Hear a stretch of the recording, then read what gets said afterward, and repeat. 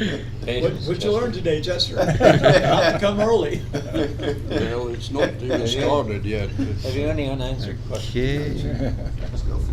That's up. All right, I think we're rolling a few minutes early. I could send out a A message. few minutes early, yeah. A few minutes early. It's just almost a quarter after. Yeah, we haven't even started yet. This is our seventh meeting. I've had, and the other two are long gone. I really missed out. Thank you for the reminder. I'll turn my phone off. Oh yes, please silence your telephones. I guess I should do mine too. You remember that? Yeah, I'm going on my 5th year on this one. I've got the little $4 bucket. For you.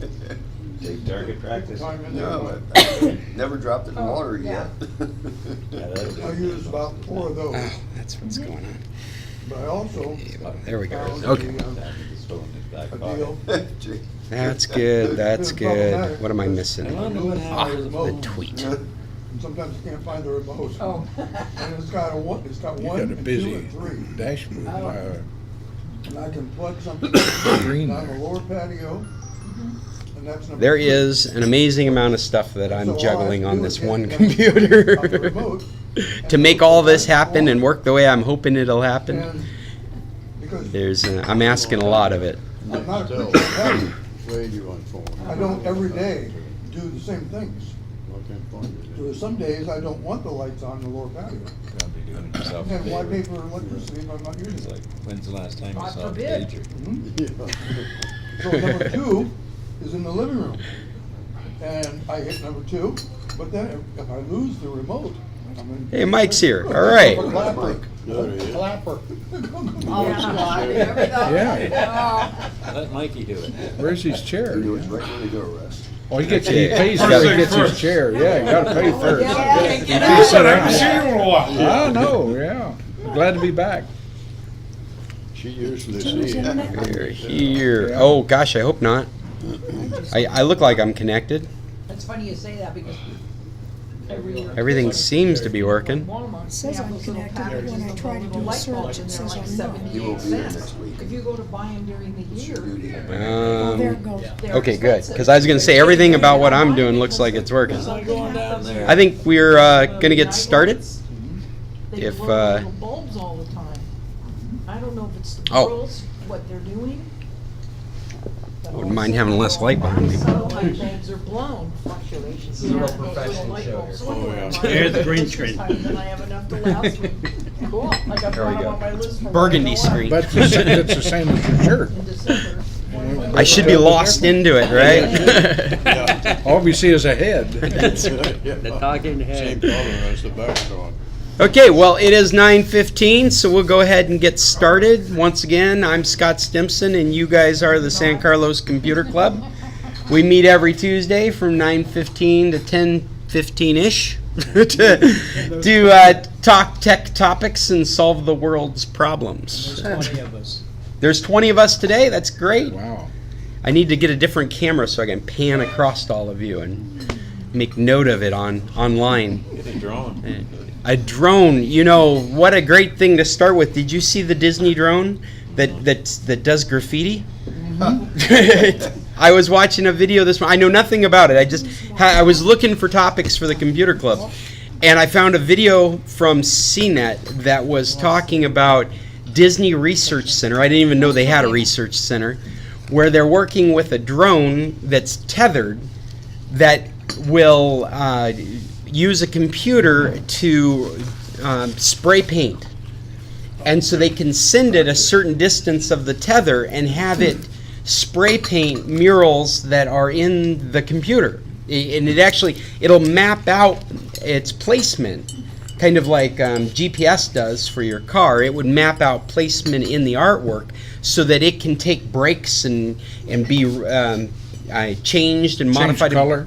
And brought back up and start off where it left off. I mean, it's doing, I guess the equivalent of a kind of recognition, to recognize where it is in its art, to figure out what point to continue with.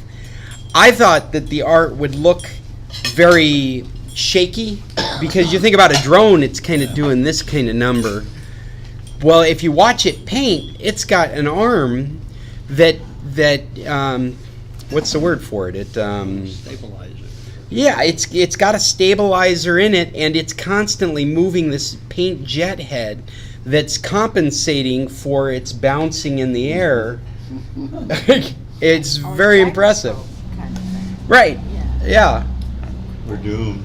I have no idea what it would be used for. I think Disney came up with it. I can only imagine their goal is to be able to do things like paint things on a set really up high, do things of that We nature. could target billboards with those kind of. Yeah, billboards. You're Oh. going to billboards, just target it as a person tries to buy a certain car, you know what kind of billboard to hit it. Maybe as a juvenile delinquent you could, Yeah. right? Or maybe you're describing a whole new kind of billboard where you could have the drone as part of it. So throughout the day, it's painting messages on the bulletin, on the billboard, the billboard.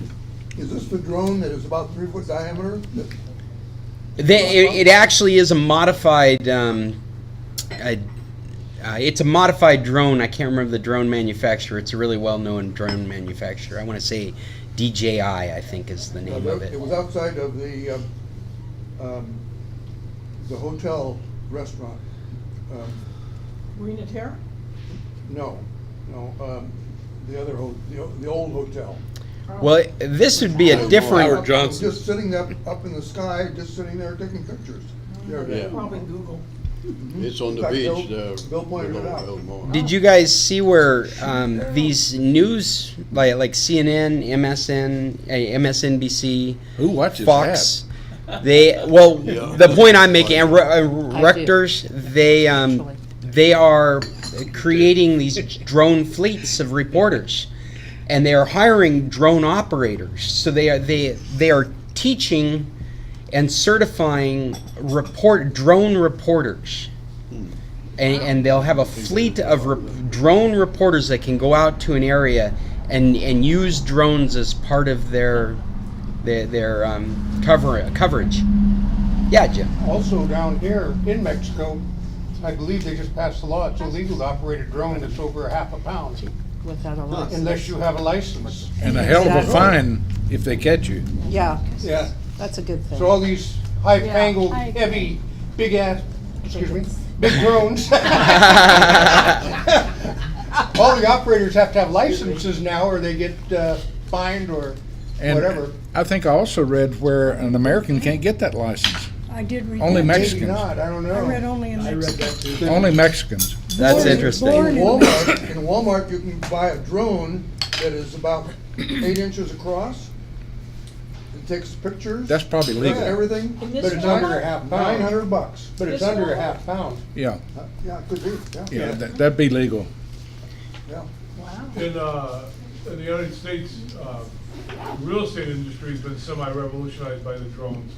Because in the past, if you ever wanted an aerial shot, you hired a plane for a lot of money Yeah. and a photographer.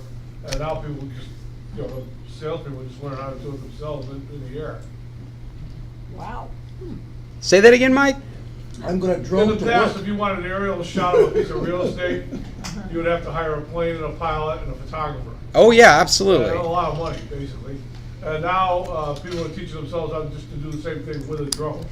So you spend $2,000 on a drone, take their own pictures, and, they got a real nice, eye-appealing, It's advertising. it's interesting how it's shaping all these different industries that weren't It saves even. you money every time you turn around. Yeah, it's so they'll be dropping packages off, right? Pretty soon. Yeah. Yeah. And the thieves will have their drones pick them up. well, the Pirate signs on. Yeah, and then have Well, they got one gunship big enough drones. now to fly over it. Yeah, that's gonna be dogfight the in the air problem. With the guy on it. And if we live long enough, we'll come to the club meeting in our helicopter. Yeah. right. Well, did you see where Dubai? I think it was Dubai that has. No, it's Saudi Arabia. Is that Started a Dubai? business, yeah. Yeah. Manufacturing. I know. Well, what they've what they've done is they've put police officers on flying bikes. They are teaching their police officers how to patrol on drone-inspired flying bikes. Right? Well, these bikes, it's kind of like a jet ski, but it's got the quadcopter on it. So it's got the quad blades on the four corners of the bike, and they're going to use it for law enforcement. They're not going to feed their poor, but they're going to have flying police officers. Still cut their hands off. The biggest change coming is in war, in military. Oh, I bet you're right. Yeah. Yeah, That that's saves a lot of human lives. Well, both offensive and defensive. Well, you think about all the droning that went on throughout the Obama administration, and now that stuff's still going on. It's just not news anymore because news is something unusual, and that is standard practice now. The operators are in Georgia or someplace like that. Yeah. Nevada. Both places we lived in LA. Well, closer to home, all the motorcycle cops in Weymouth are hiding behind signs. And so you have to watch out because they all have cell My phones. partner's house is burnt down. Yeah. He's Yeah. Even the guys that are walking have cell phones. Mhm. Get this guy. Sure. That was such a He ran a red beautiful light. area. Yeah, you know, my brother-in-law taught me that lesson really early on when I first met him. Is like, don't drive like that. I'm like, why not? It's like, he'll remember. I'm like, so what? He's like, no, he'll remember. He taught me very quickly. The first time I was stopped where I had to be stopped, he remembered. Why does that hurt people? So now, of course, they got cell phones. They're just like, okay, here comes the guy for you. Well, all this has been sporadic and inspiring. I did bring topics which I find interesting. But does anybody have any questions or topics they want to contribute right off the bat? Anybody? Going once? Going, oh, come on. Yes. I'm not that organized. Anybody that's using 2007 Office. Oh, The problem that we had. Office 2007, the Outlook 2007. Yeah, so I was helping Chester with an issue the other day. Nothing changed about his configuration, or I have to assume nothing changed because I wasn't the one that set it up the last time. Yeah, nothing changed. But nothing there. But it just stopped sending and receiving email with his Google account. And what it is that Google has updated their security, and most of your programs that interface with a Gmail account have also updated their security. But Chester is using a Office 2007. He's using the Outlook portion of 2007 because he enjoys the interface. Yeah, he's gotten accustomed to it and doesn't want to change, which is fine with me, but it does require the fix to his problem was to go into the Gmail account and lower the aggressiveness of the security to allow your Gmail account to connect to less secure emails clients. And Chester and I talked about it back and forth because at first you're not really aware of what that means. While you're making a decision like that, you really have to keep in mind that you're always doing this balancing act between security and convenience. You have to judge how important complete security is versus the level of convenience that you want to have. In Chester's case, he would have to learn a whole new interface for email. Only he knows how important that is. I can't make that decision for him. As far as this balance of security and convenience, if I had to make my decision specifically on security, I wouldn't allow him to use this software. I would encourage him to upgrade the software. At the same time, it's email we're talking about. Email is the least secure form of communication on the internet. There is something to be said about doing all that you can, but when all you can do is 10% of the risk, you really have a lot of convenience to play with there. Because you're creating more aggravation to yourself then there is really risk that you're increasing. The increased risk is nominal because you're at such a high risk with email in the first place. Even the most secure email clients can't stop your email from being broadcast and duplicated and stored in thousands, if not tens of thousands, if not hundreds of thousands of servers on the internet. You have no control over that. That is just the way email works fundamentally. This security that we're talking about is that connection between your email program and your email server, and it's very specifically your connection, which means that you are at risk when somebody decides to target you directly or target your connection directly. And that level of risk is minimal for people like ourselves. Unless you know you have enemies out there that are trying to take advantage of you, that level of security really isn't that high of a concern. I would practice better security because I want to be the model of my industry, what I'm doing. We should always be trying to be as secure as possible. But I do feel that it's a fair discussion whether the convenience factor outweighs the security or the security outweighs the convenience factor. I don't think you're opening yourself up to any more risk by choosing to use the less secure client. But I did feel like Chester had to make that decision. I couldn't make that decision for him. My job would be to say, well, it's not as secure as if you use the newest version. If everybody's following what I'm talking about. Yes? I'm wondering if that's my problem. The local government in Colorado sent me a form on email, and I clicked on the link. They said, click on the link and open the form up, and you'll be able to fill it out. Well, I clicked on the link. I could open up the form, but I cannot fill it out. Is it because I need to reduce my security? It's doubtful that's the case, but maybe there's a. Do you have to fill it out online? They suggested I do that because I'm down here and I can't get the form back any other way. Because I imagine what you've brought up is a PDF form. I don't think it's PDF. Were you trying to vote? Colorado said that it's because I'm using Outlook. If I use Google, then I could fill the form in. So that would be a different issue. I'm imagining it's a PDF document that if you had Google's PDF reader, they're able to receive what you type into it. Whereas if you're using your own PDF reader, it's not obvious whether you have that ability or not. So that's probably what they're getting at when they say if you're using Outlook. Because if you're using Outlook, then you have to use a third program.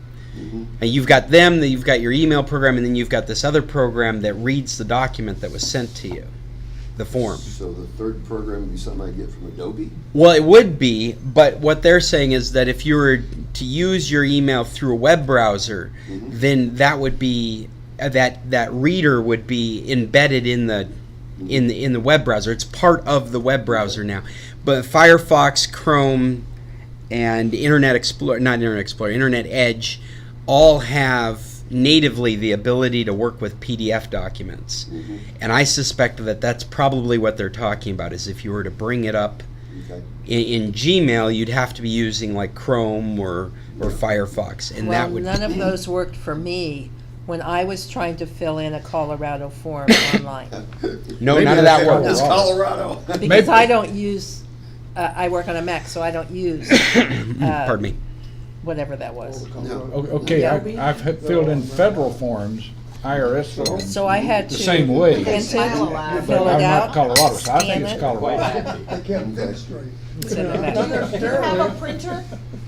Yeah, print it out. Printer, yeah. One of us will go before Yeah, I could print and scan. You're right. Yeah, just Yeah. print it out and fill it out. I That's mean, it was so a real easy. pain. I had to print out my as an ballot, and it attachment. was 11 pages.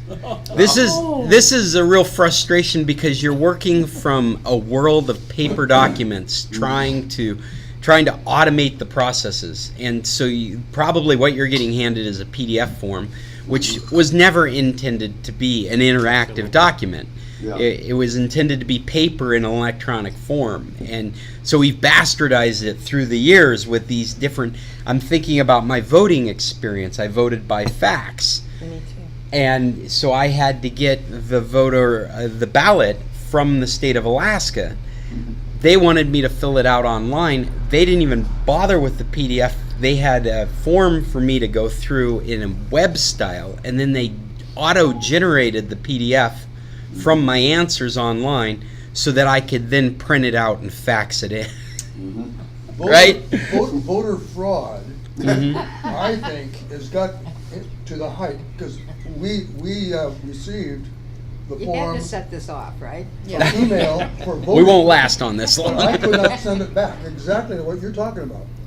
I figure it was, we just took it, we drove it down there, but I think fraud's the wrong word, because I got busy signal, busy signal, busy signal, busy. It's not fraud, it's suppression.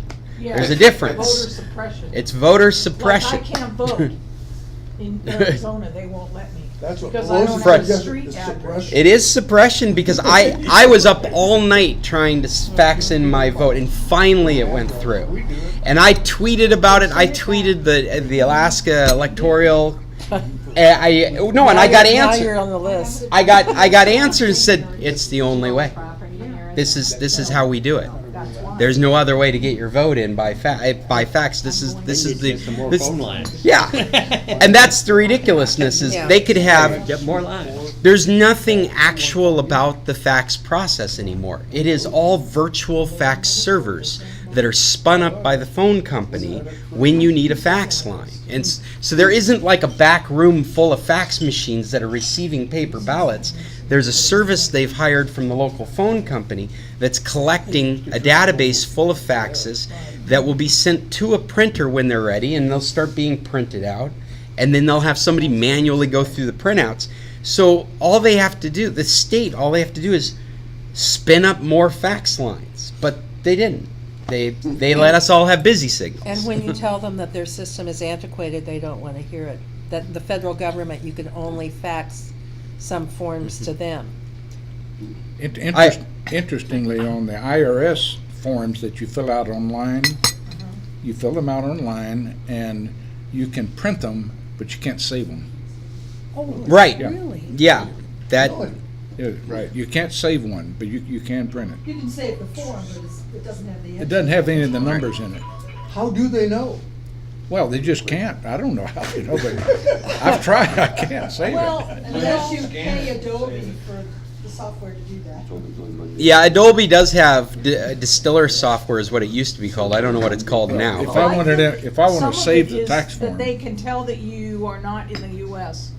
They can see by the IP address that you're not in the US. So Sure, yeah. I haven't had that problem with Except mine IRS. was in the US. remember we had the problem with Humana? Uh-huh. Well, they fixed that now, but I did download they Epic wouldn't let Browser. us.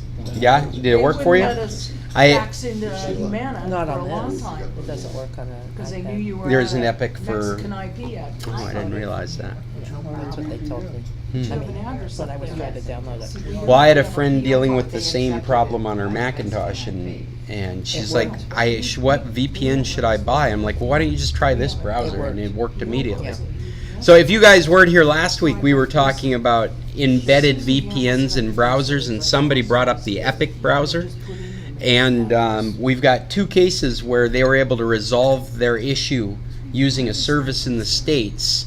Because it was recognizing it was coming from Mexico, they were able to use the built-in VPN to act as though they were in the United States and get access to the service. Now this wouldn't be like Netflix. Netflix has too much money and too much reason to recognize that you're not doing it the way they want you to do it. But these other things, what was it you were trying to do? It was My Colorado Springs utility bill. yeah, trying to pay the bill to Colorado, and Colorado is one of those. Colorado issue. Is one of those states that has decided they're not going to worry about the GDPR. This is what I speculate. They don't want to worry about hanging on to people's information in a way that satisfies the European law. And so what they've done is they've blocked outside the United States access to their services, which makes sense because who needs to pay utility bills in Colorado from outside the United States? But Judy does. But You've got a freezer in Colorado, you darn would have. right. But what's easy for them to do as a utility is just block outside U.S. access, and then they're not at any liability issue within the European Union. And that's what a lot of these services are starting to do. Sophisticated services recognize they have to be international, and so that's the reason you've ended up with going to websites that have verifications. You know they have cookies. They're ready to tell you their policy, their privacy policy. It's the reason that you can go to your Google account, you can download everything you've ever given them. You can go to Facebook and look at all the advertisers that have your information. It's all because of this European law. These large companies realize it's too expensive to try and maintain two different sets of rules, and so they've adopted the European rules, so we all get to take advantage of that fact. Good. With things that are public entities, they may decide not to make all those changes. It's easier to flip a switch that says nobody outside the United States gets access to it, and now they've satisfied European law. Nobody should be trying to get into their service from outside the United States. It's not their liability issue. So what are the rules? The GDPR, they're actually really reasonable rules. From my perspective, I think that good stewards of information on the internet should be following these rules. It includes things like being able to provide you as a customer of the website, access to the information collected about you at the moment you request it. And what this translates to is an automatic process where you can go press a button and look at all the information that's been collected on you from that website. How do you do that? Well, it varies on the websites. Both Facebook and Google have different ways to do it, but it is very easy to do. I think in Facebook it's under your account. If you go into accounts, you'll find a button there that will let you download all that information. And Google? It's a similar thing, but I haven't gone looking for it. But it's there. It should be as easy as a button press. So what are the rules? Well, I can't give you every rule. I can give you some examples of what this means. What this means is what I just described to you. You can get information on what's collected at a moment's notice. That you have the ability to request that information be deleted. That I don't remember the time period. I'm thinking it's 3 years, but it might be smaller than that. That your information is definitely deleted within that time period, whatever that time period is. There's a very specific time period. I think it's 3 years, but I don't remember specifically. Cookies. Okay, that's On the one rule. GDPR? That's one rule, right? Yeah, that's a lot of different things right there, and it all has to do with data protection and privacy.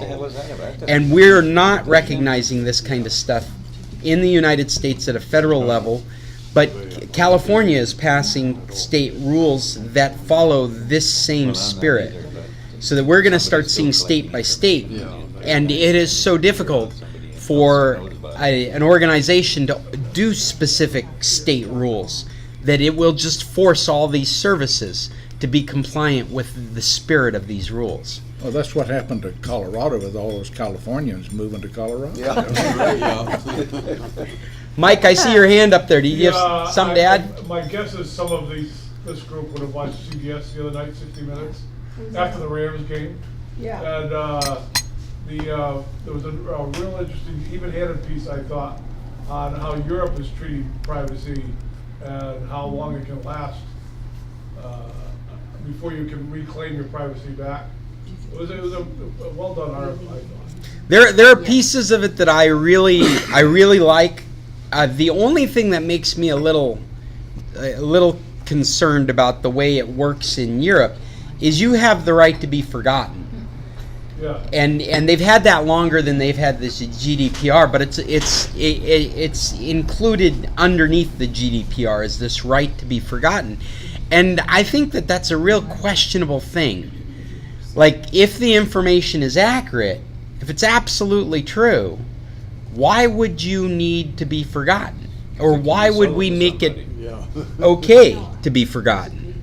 Because somebody can buy that information use it to make money. Well, we're talking about it being public. This is the issue, is that it's public, and they don't want it to be public anymore. These are people that were accused of a crime, and they've done their time, and now they're back in society, and they don't want, when you put their name into Google, that their time shows up, their crime shows up as one of the first items that you find in a Google search.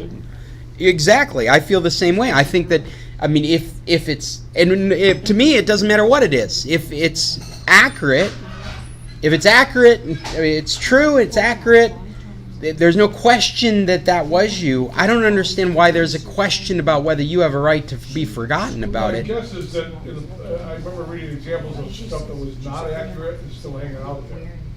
Well, I think that was the driving force. I do believe that's true, and there are systems in place to get that brought down. And you're right, that I think that was a driving force in it, was to be able to.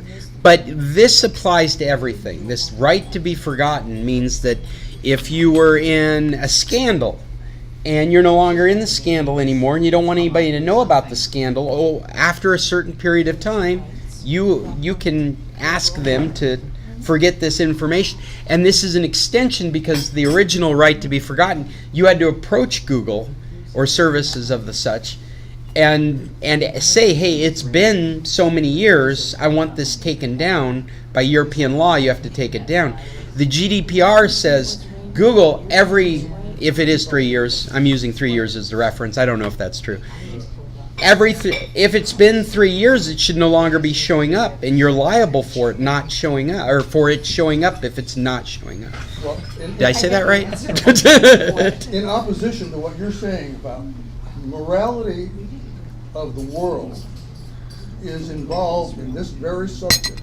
Mm-hmm. And the whole idea of forgiveness, if it goes on forever, if the information is always there is no forgiveness. Yeah, you're right. One of the reasons that we're dealing with this as an issue is because we are still stuck in this mindset in the past where we have personal privacy, we feel secure in it, we get upset when it's taken away from us. But I mean, you talk to people like my kids, you talk to millennials or younger. They don't care. They have no concept of personal privacy. And I'm a firm believer in, if you can do it, it will be done. I think it applies to technology. I think that if it's possible to collect information on people, they're going to do it in all forms. And I do believe that you have to have rules that punish people for breaking technology. But I still believe it's going to happen. I think the only protection from technology is other technology. And until you have that other technology, then you have to have rules in place to hold people liable for I it. would not want everybody in the world to know what It's an arms when race. I was 7 years old up until 16 or 18. I would not want that. I don't think anybody would want that. Right. But I think that, in my personal opinion, that comes from a mentality of being able to maintain your privacy. It does not come from a place of realization that there is no more privacy. If we go forward with this technology, there is no more privacy. That is not the world we live in anymore. And by being forgotten, you're not forgotten by the people that you're not forgotten by the government. I'm sorry, it doesn't happen. They have, and it happened overnight. It literally happened overnight. Because of the way technology grows exponentially, things that you only could imagine in a sci-fi movie last year is standard practice this year. All this information is accumulated. All this information is indexed. Your name can be fed into a government database, just like Snowden made very clear, and all your activities will pop out. The only thing stopping that from being used regularly is laws in place. The phrase that's come up in this meeting for years now has been security and convenience, or privacy and convenience, and everybody's choosing convenience. Well, this is what just happened. I just read her. A friend of mine from Seattle just wrote her incident that she happened. She just went to Europe with her son. she got body searched 5 times. The last one was in Iceland, and they were gonna do a cavity search on her to come back to the US. She's absolutely livid about it, Wow. and she wrote her whole detailing episode. But there must be something A name. back there. Name came up She with must that. be, well, she is a writer, Okay. So- She's a journalist. Yeah. yeah, she's a writer, and I'm just wondering if it has something to do with that. With something that she's writing. Yeah, because See, she knows that they talked to the US. This is She my almost problem must with fly all this home. right now. We are in a limbo right now where there is no privacy. Right, You don't have any control over who gets the information. right. And this is the leap that I think that is going to be a generational leap. I don't think any of us can wrap our head around. I'm 48. I don't think I can wrap my head around it. I think my kids are going to be the ones that really understand that it's not about trying to protect your privacy. It's about having open access to all the information. Right. Because when you have open access to all the information of what the governments are doing, what's happening to the, like your friend there, when all of a sudden it's being broadcast, hey, look at how these people are being treated, people will congregate together and go, well, that's not the way we treat people. And whether it's government or whether it's journalists or whether it's businesses, when the information's completely open, we will act as a community about things that we see as wrong. Right now, the problem is only these isolated silos of information are collecting, and only the people that maintain those silos have access to it. This is depressing, isn't there another subject? I got other topics. I don't know how we got on this one. Let's go on to another topic. Let's talk about the election. No, oh yeah, something light, just a little palate cleaner. Hey, I brought a couple of topics that I thought you guys might find interesting. Sally ran the snottiest game. Volkswagen has just integrated Siri into its services. Alexa? Alexa's already there. I didn't realize this till I was reading the article, but apparently Amazon's already in Volkswagens. Wow. But now Siri is as well, and so you can use your iPhone to start your car, turn it on, turn it off. You can turn on the air conditioner, the climate control. You can start the charging. If it's an electric vehicle, you can start the charging, turn off the charging, all from phone controls. There is some other cool stuff in here too. Like, it will remember where you parked, so your phone will tell you where your that's car important. is. That's important. Right? I like that. Especially for us old users. You could ask it to check how many miles are left on your charge. If you're driving down the highway, you could just say, "Hey Siri, how many more miles can I go before I have to recharge?" Or you can ask your phone while it's parked out in the driveway. So I thought that was kind of a cool thing. But Put it on your computer for free now. what's that? Siri? Alexa. Oh, Alexa, yeah. I put it on my Windows 10 the other night, and I was playing around with it. I mean, the stuff you have to pay for, yeah, of course it doesn't have. But it does a lot of stuff. It let you, which I don't have, but certain ceiling fans have this item that you can put up in the fan, and then you can control it off your phone, yeah. Or your Alexa. Yeah. Yeah. your Alexa, but you could control it right there, and all that wasn't a charge. Recently, we were traveling in car in Nevada, and we asked Alexa how far it was to the next town. And it just told Yeah, you. got Yeah. it. Yeah. Really? The thing I was going to say about Volkswagen, and the reason I found this very interesting, because I thought you'd all find this a bit interesting. This is obviously going to include things like start up Pandora, and play music and stuff. So the experience would be driving down the road and just talking to your car. It would. Right. But what I thought was an important part in this was Volkswagen. For this to happen, you have to be running Volkswagen's CarNet app. To use CarNet, it's a monthly service subscription fee. Of course. Right. So this is not happening for free. And I think this is, you're going to find this with everything. In fact, this might even be a decision maker for a millennial that's going to buy a car, is whether he or she can use these services for free or if they're looking at monthly fees. Or if they're even buying a car. I don't think they care about buying cars. No. Well, you Yeah. can put Scooters. Alexa on OnStar. They're like, Alexa, everybody, my Siri works for calling Uber. What do I need a car for? So my Ford there's an app on my phone, on my iPhone, that links my new car with my phone. Mhm. And I got a message that said, your car is going into deep sleep to conserve battery. No, your car said that? Well, my phone said it from my car, and it was like, I don't like that. this That's is too creepy. scary. Yes. So I had to go out and start my car. Because I don't drive it much down here, so it was like That's too funny. scary. But it was referring to the car. It was Yes. saying the car is Yes. going into deep Because it's a sleep special mode. app that's the Ford app that's. Oh, of course, like a laptop. It's going from sleep mode to hibernation mode. But now it's my your car. Your car is doing it. Yes. There's Yeah. probably a It's your car. number of things that are available at your fingertip, but Probably. it requires computer processing Yes, time in like the I car. can do all kinds of things with the car from my phone, but it's. Right, That like was a you little check scary. levels and see Yeah. mileage Yeah. and Yeah. it It's give you scary. health information and I software almost uninstalled updates. it because of that. Well, I would bet the car is still doing the sleep mode regardless of whether you have the Yes. app or Yeah, not. Fords and Lincolns. The app is a passive thing. Yes. So It- it's the- not just the app, it's the car. The app isn't Right. doing it. So The I could car's go out doing it. there The and app's just it would letting be you know dim. what's going on. It's just saving the battery for you next Yeah. time. Yeah. Yeah, And Lincoln does that too. that's wild. It was Like a laptop. disconcerting. You can put it in a bag for 30 days and start it up. That- Gotta hand it back over here. Yeah, Ed.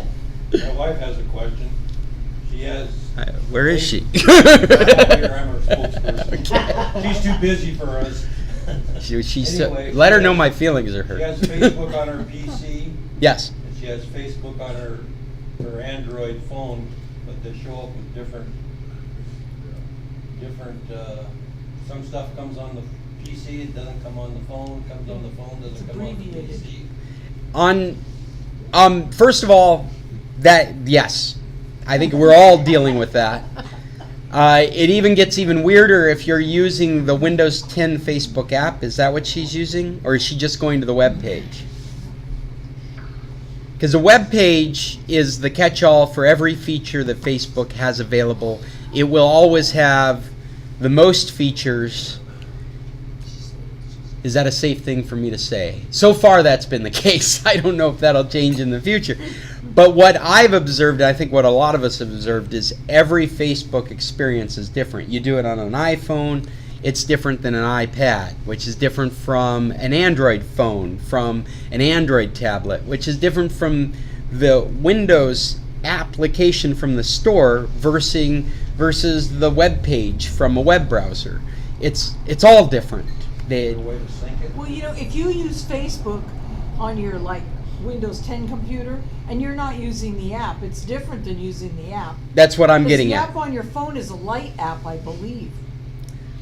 It's Facebook Lite or something. Well, I think Lite is available. You can download a Lite version, but it's not the only version available. The point I'm making is your app, your Facebook app, well, it's an experience.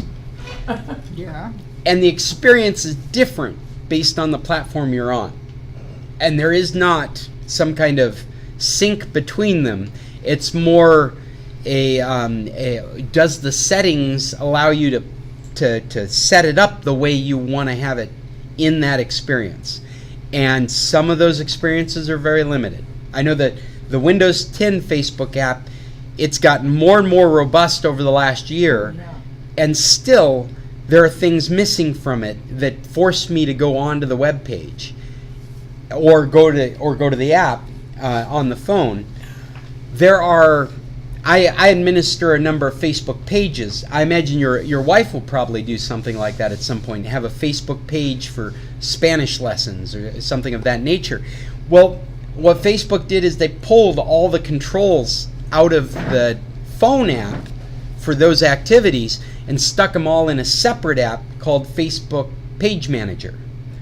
So 6 months ago, I was going to my phone app to add an administrator to a page.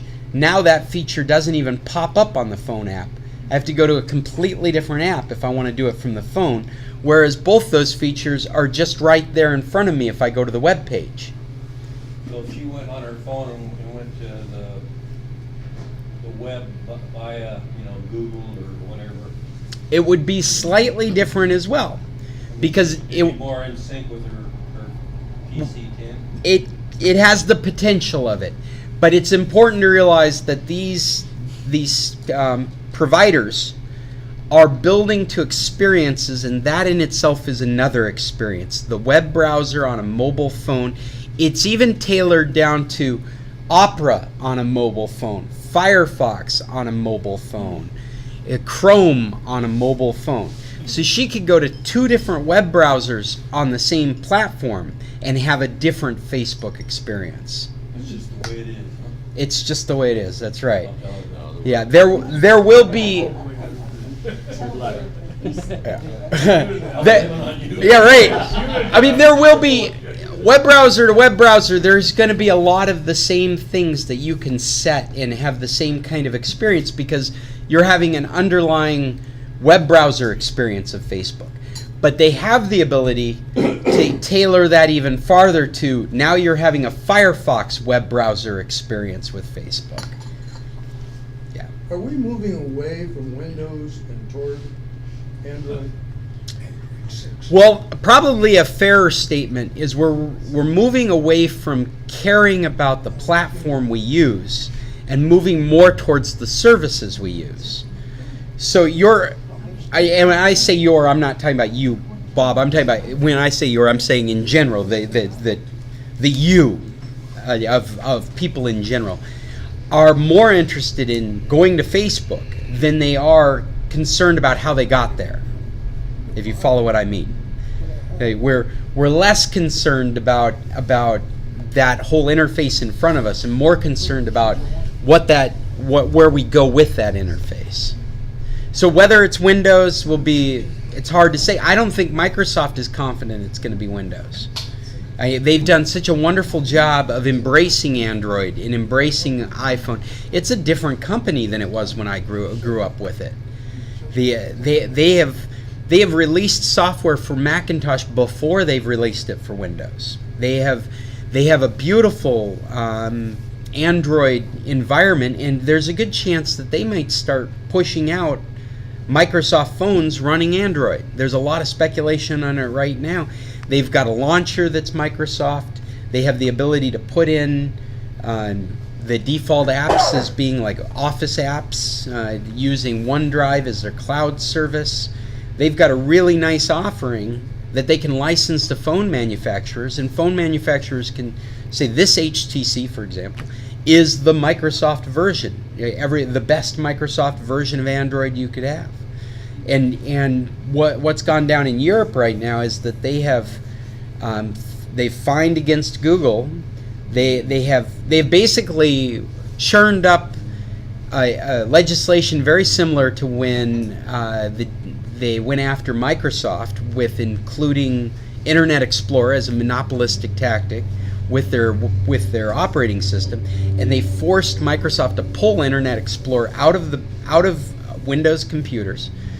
For you guys, the end result would be you turn on a brand new computer you bought at the store, and one of the first things that it would be asking you is, which web browser do you want to use? Do you want to use Internet Explorer? Do you want to use Opera? Because the European Union thought it was important to create a level competitive playing field, because Windows was so dominant in the PC world that Internet should not be pushed to Microsoft. They considered that a monopolistic tactic, and they wouldn't go down in Europe. And so all these computers had to come with this selector of, do you want to use Netscape? Do you want to use Opera? Do you want to use all these different web browsers that existed at the time? So this is a very similar thing that they've done with Google. They've said to Google now, they said, you cannot include your tools. You cannot force your tools to be included with Android. So Android has this huge dominant position in these devices, And the European Union has said Google cannot include Gmail no, I'm sorry, I'm saying it wrong. Cannot force Gmail to be included. Cannot force Google Drive to be included. Google Docs to be included. Cannot force them to be included with Android. You have to license Android to phone manufacturers without those tools for free.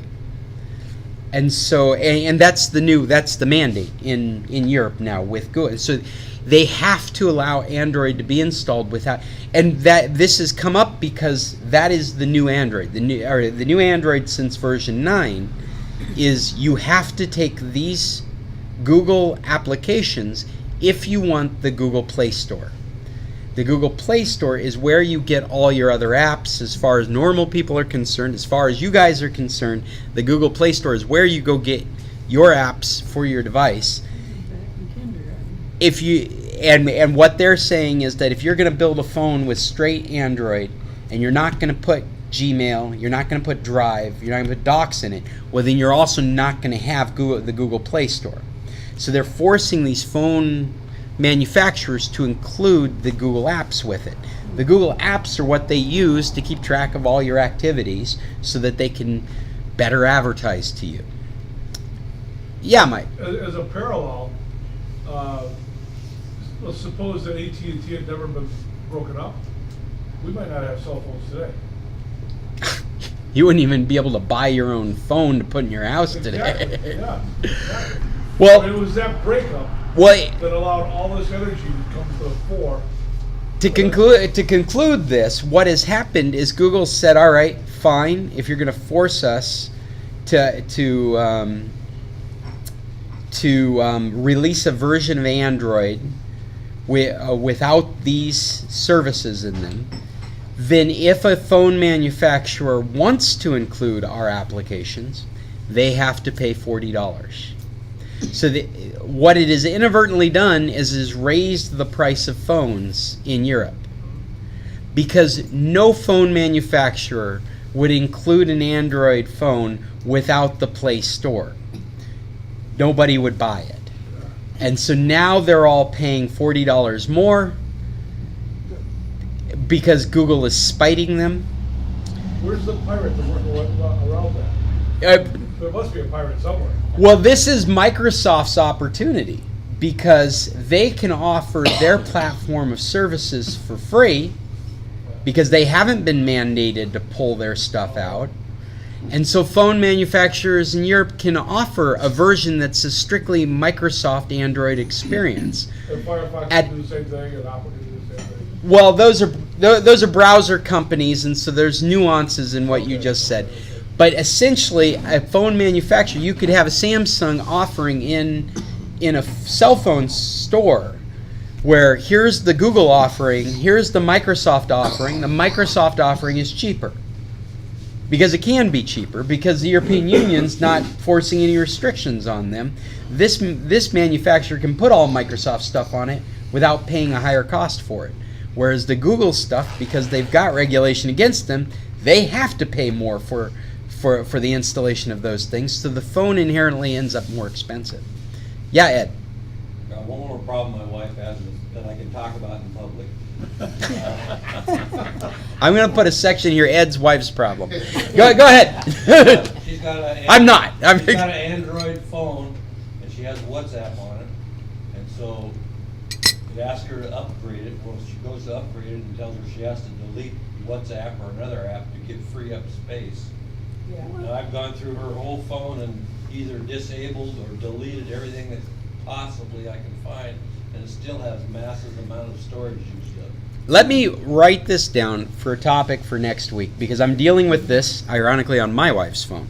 Is this not my wife? My wife's computer. The issue she's having is WhatsApp. I have sent her a video of the dance they did at Shots on Friday, and she can't bring it into her phone because she's out of storage space.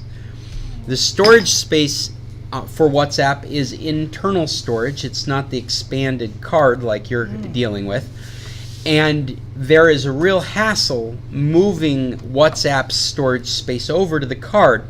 I learned that there are, and I should know this, but for some reason I don't, that there are applications in the Play Store that will allow you to take control of where these things reside, put them in a very straightforward list, and allow you to administer which ones move over to the SD card.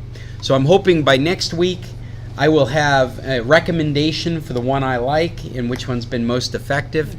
And there are very specific WhatsApp instructions for WhatsApp using a specific one of these that say you don't have to root the phone, you can get it right from the Play Store. I think the restrictions on your level of use with this and how flexible it is going to end up being what version of Android you're running. But I'll have more information about that next week. Yeah. And You I'll can make a bring note her. here. Moving apps to SD card. This will work for iPhones too, right, Scott? No, this is specifically an Android thing, and it's because Android phones allow you to add extra memory to them in the form of a micro SD card. And then every version of Android deals with that scenario differently, and every phone manufacturer running Android deals with that scenario differently. I had the same problem with my phone, and I just went through and deleted chats that I... On an iPhone, you have no option. On an iPhone, if you're out of space, you're out of space. You got to clear up the space. And it worked. Yeah. I just got rid of a bunch of WhatsApp. Yeah, on an iPhone, you can go into the settings under the storage management, and you can see, I mean, that's really nice. You can look at each one of the apps, and you can see how much space it's taking up. And that includes more than just the app itself. It includes everything that's associated with the app. For example, you could see your music app is really high, and it would indicate that that's all being used by music, or your podcast app, and it's all being used by the podcasts. The podcast, if you're a podcast listener like I am, that's a great place to go looking for space because those things are very ethereal. They're still out there on the internet if you want them, but maybe if you need space immediately, you want to just get them out of your system. So you can just delete all your podcasts, and now you've got more space. Thank you. Yeah. So I wanted to bring up at least one more topic that I thought you guys would benefit from. Bob, specifically you. All right, maybe not specifically you. But we have talked about in the past the DNS service of 1.1.1.1. You guys remember this? Yes. This is the DNS service being provided by Cloudflare. Cloudflare being a content distribution network. Cloudflare is a very interesting, it has a service very similar to Amazon's web services and Netflix services. A content delivery a network, a CDN, is one where they have gone and they've put physical hardware out in your local area, and they mirror the things that you're interested in your local area to boost your performance on the internet getting access to it. The easiest way to wrap your head around this is Netflix has servers that they have contracted to have placed in Telmexa and Megacable's data centers, so that when you go to watch a movie, that movie is physically closer to you. So you're not having to get the movie from California, you're getting it from Mexico City, or you're actually getting it from Guaymas, depending on how deep they've got their servers. That is a content distribution network. They recognize where you're geographically located, and they send you the content where it is closest to you. Now, Cloudflare has been doing that on the back end for a long time. Amazon does this too. There's a joke on the internet that every business is run by Amazon. But that's not true, because Amazon has about 30 to 60% of the market, and other services like Cloudflare take on the rest. So Cloudflare has servers in your local market. Now they've decided to help people with secure DNS for free. because they're there and they want you to be aware of them and they want businesses to use them, they can actually give you DNS services faster because they're so close to you, and they have decided to make your lookups unrecorded. So when you go to look up CNN.com or Fox.com, there is no ledger keeping track of you doing it on their services. So there's no ability for some agency to come and request that information. There's no advertising being done based on that information. And that is really what's happening right now. Telmex, Megacable, and the like have access to all that information because that's where you typically get those services. And they are building up advertising lists that they can sell to advertising companies, and that's how they're supplementing their income. So 1.1.1.1 is a DNS server that can be used, and we've talked about it in the past. What I discovered this morning, and I think it's only happened in the last week, is that Cloudflare has put out an app for both iPhones and Android phones. And I tried it out this morning. And the idea is that it's really hard to set your own DNS. We talked about it before. This is not a novice. I mean, most of us would want to use 1.1.1.1. Most normal people don't know how to get it set up in their house. Is that O-N-E, Death? O-N-E? No, it's the number 1.1.1.1. In fact, if you go to 1.1.1.1, you'll end up at their services from Cloudflare that will talk all about it. So it's great extended reading if you want to hear more about secure DNS lookups. They will walk you through it. It's still very painful to set it up yourself, but especially for me, it's very straightforward. I deal with stuff like that all the time. But if this is your first time hearing this, I mean, it's overwhelming. You don't really know what I'm talking about. Go to 1.1.1.1 and you can get educated in this whole topic. But what's important is if you don't know anything about this and you're just interested in more personal security and possibly faster lookups, then they have an app now that you can download into your iPhone or into your Android device, and it quite literally is just a button. You open it up, you flip the button, now you're using them. And what's very neat about this versus what they were doing before is that you set up a VPN with them specifically for DNS lookups.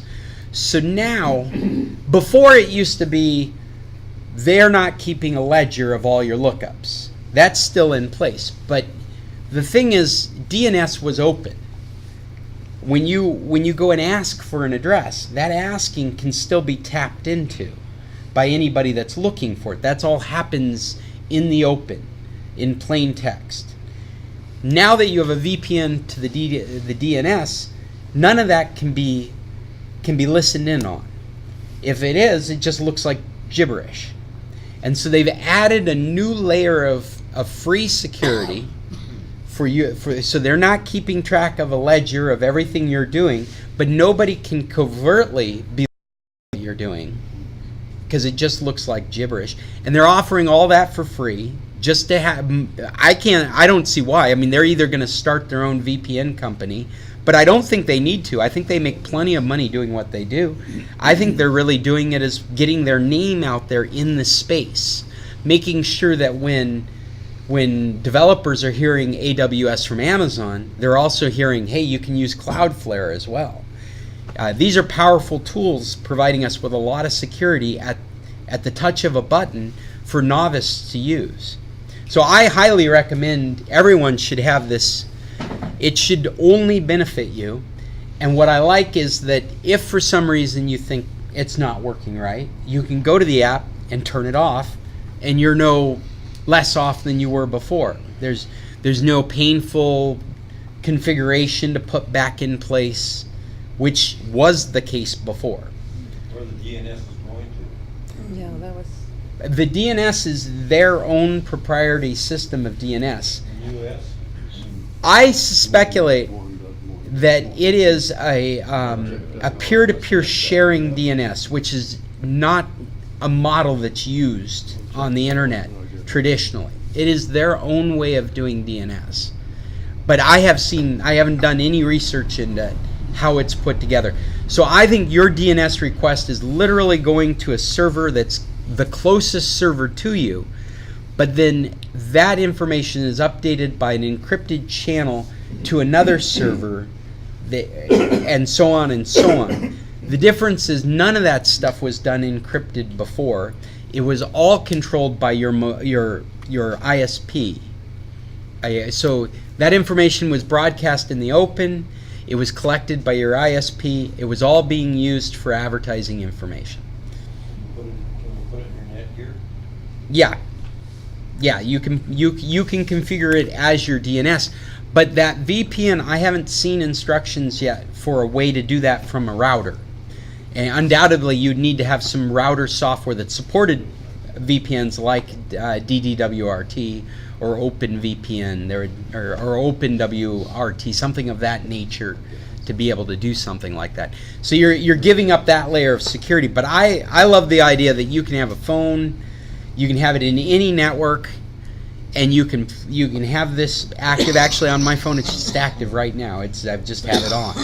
I'll leave it on until something looks screwy. So far, I haven't seen anything looking screwy. But as soon as something looks screwy, then I'll turn it off and see if it goes back to normal, and I'll know whenever I'm doing that, I can't use it with this DNS. So, go ahead. Yeah. Let's stop. Like the other day when we were talking about earthing. Oh, no. I'm not going to talk about.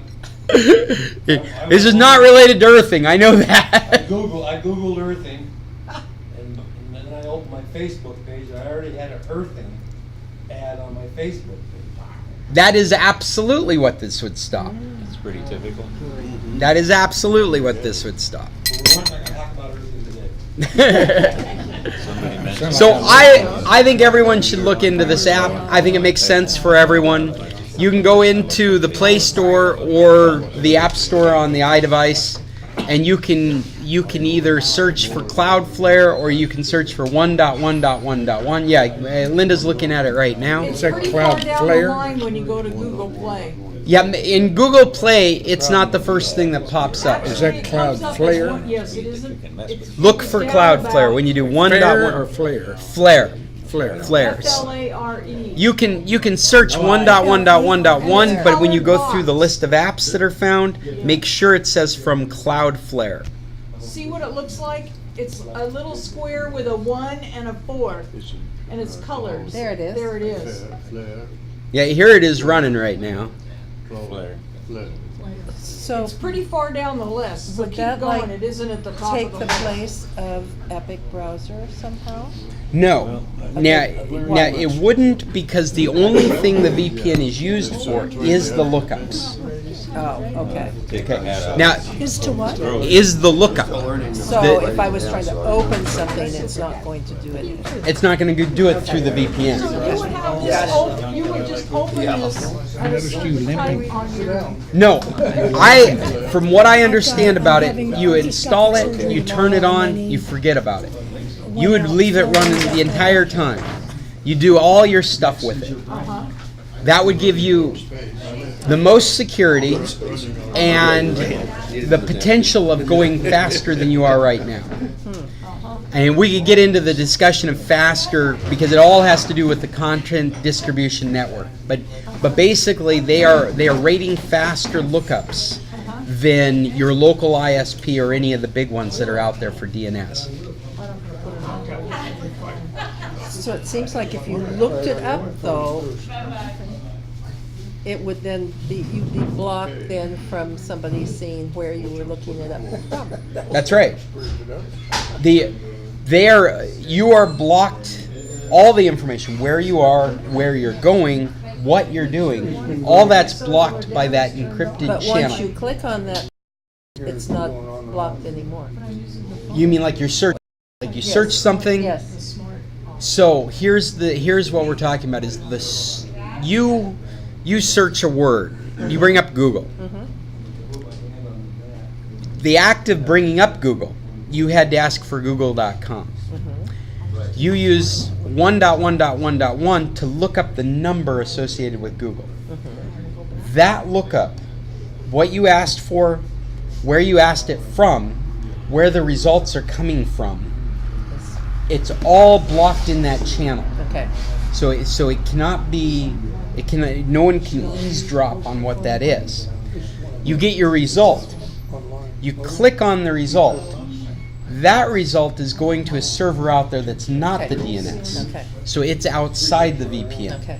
So then you're at the mercy of whatever encryption you have between you and that site. Now, Google uses encryption, but not all sites use encryption still. And actually, it would be interesting if anybody's using a VPN regularly, to how this works in conjunction with the VPN they're using regularly. If you're using like ExpressVPN, if this gets in the way of your trying to bring a lookups through it, I would think that if you had the VPN in place, then this would be another VPN. It would be down the channel of the VPN that you're using. And so it has the potential of having lag that you wouldn't have if you weren't using it. Did you download it? Yeah, I've got it running I'm on putting my it on Android my device phone. right now. I've got it, putting it on my phone now. We'll see how it. So far, I've noticed no difference in performance.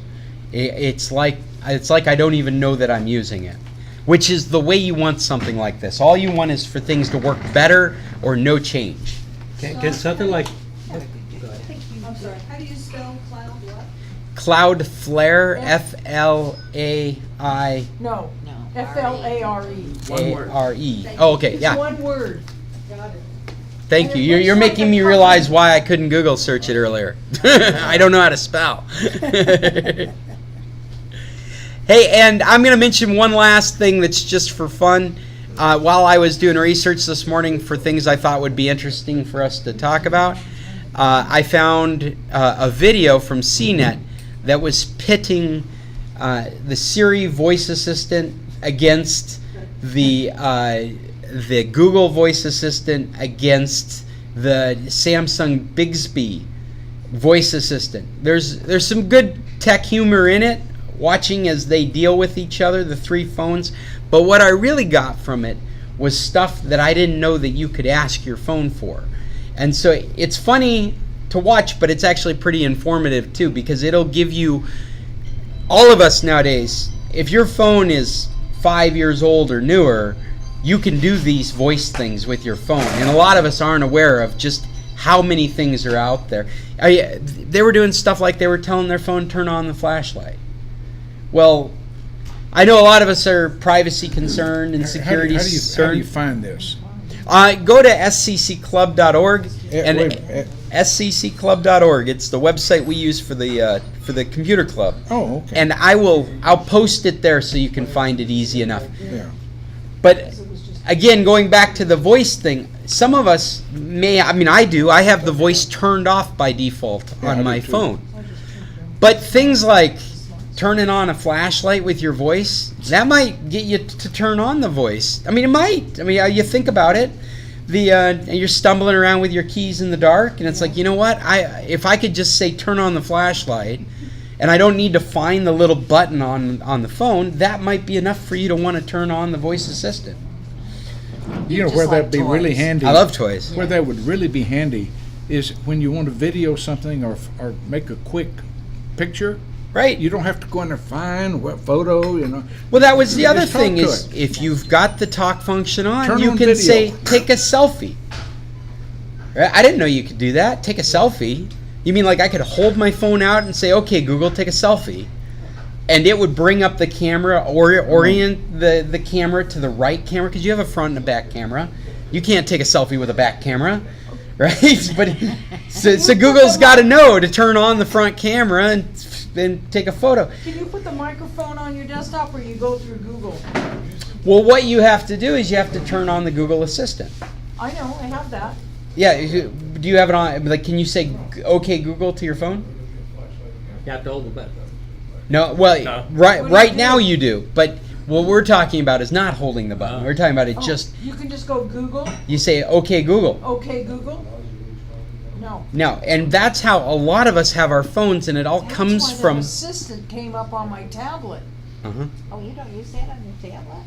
Even I. No, it A came lot up on my of tablet. spawning from a concern for personal privacy and security. A lot of us don't have these voice assistants active by default, but you know, you look at some of these features that are available, and that convenience factor starts edging up to, well, maybe I'm not as concerned about my security as I thought I was, because I'd like to be able to tell my device, you know, if you could say turn on the flashlight, my phone can be half the size. I mean, if The you trouble is, when you're driving around in your car or your truck, things happen. You'll be talking to your wife or whoever, and because I've got it on my Garmin, Where is Right. that flashlight? and my Garmin all of a sudden starts asking me questions. Well, why did you say this? Yep. You're going to go in.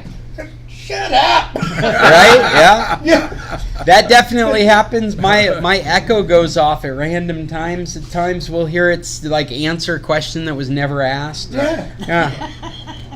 We're like, shut up, Amazon. What are you doing? You should be smarter than this by now. Well, do you think that this Google Assistant is better than Android?